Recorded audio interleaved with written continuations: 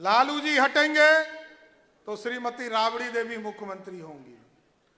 फिर कहा उन्होंने कि मेरी पत्नी तो मुख्यमंत्री हो गई, अब मेरा ये जो पानी ढोने वाला बेटा है इसको उप मुख्यमंत्री बना दीजिए। फिर कहा दूसरा बेटा मेरा हरे कृष्णा हरे राम करता है, इसको भी मंत्री बना दो। और जब हमारे सांसद रामकृपाल यादव ने बेटी को चुनाव हरा दिया तो कहा मेरी बेटी को राज्यसभा में भेजकर सांसद बना दो। भ्रष्टाचार के युवराज, तो मैं एक आग्रह जरूर करूंगा कि लालू जी एक फॉर्मूला बताइए इस पूरे बिहार के नौजवानों को कि 1.5 साल के उम्र में अरबपति कैसे बन सकते हैं, यह फॉर्मूला बता दीजिए। पूरा बिहार 2020 के चुनाव में हम जा रहे थे, हम लोगों ने कमिटमेंट किया 10 लाख लोगों को रोजगार देने का काम करेंगे। अब साथियों आप समझ लो, 1,75,000 की शिक्षक की बहाली हम लोगों ने निकाली और क्रेडिट दूसरे लोग लेना चाहते हैं। आप यदि क्रेडिट लेना चाहते हैं भ्रष्टाचार के युवराज, तो मैं एक आग्रह जरूर करूंगा कि लालू जी एक फॉर्मूला बताइए इस पूरे बिहार के नौजवानों को कि 1.5 साल के उम्र में अरबपति कैसे बन सकते हैं, यह फॉर्मूला बता दीजिए।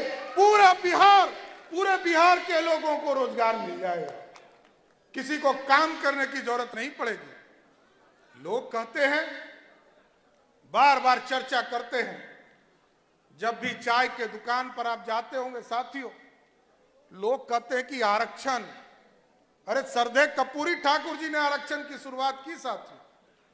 अति पिछड़े समाज को मुख्य धारा में लाने वाला कोई व्यक्ति रहा तो सरदेव कपूरी ठाकुर। और साथियों बड़ा स्पष्ट है, यह भी जानना चाहिए, मैं बार बार कहते रहा, जनसंघ काल में 2 बार, एक 1952 में जब पहली बार लोकतंत्र स्थापित हुआ, तब भी हमने आदिवासी और दलित समाज को आरक्षण का समर्थन किया। 1977 में जब सरदेव कपूरी ठाकुर जी मुख्यमंत्री थे तो पंडित कैलाशपति मिश्र जी हमारा प्रतिनिधित्व कर रहे थे और उनको समर्थन देकर बिहार में अति पिछड़ों का सम्मान देने का काम कर। इस देश में मंडल कमीशन आया, मंडल कमीशन के बारे में कुछ नेता जो बिहार में मुख्यमंत्री हो गए गलती से हुए थे, अच्छे से नहीं हुए थे साथियों। गलती वाले मुख्यमंत्री ने कहा ये मैंने कराया।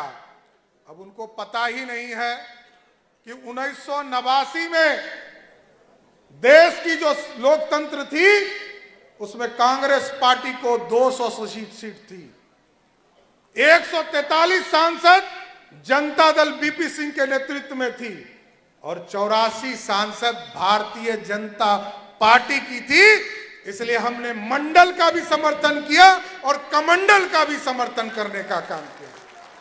हम मंडल को भी लेके चलते हैं और कमंडल को भी लेके चलते हैं साथी, ये बड़ा स्पष्ट है।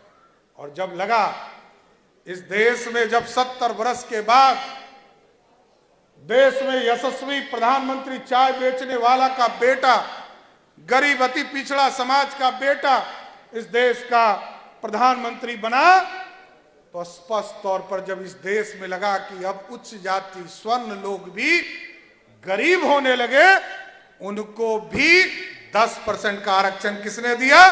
नरेंद्र मोदी की सरकार ने दिया साथ। यह है सबका साथ सबका विकास। लेकिन दूसरे तरफ क्या है, लालू जी हटेंगे तो श्रीमती राबड़ी देवी मुख्यमंत्री होंगी।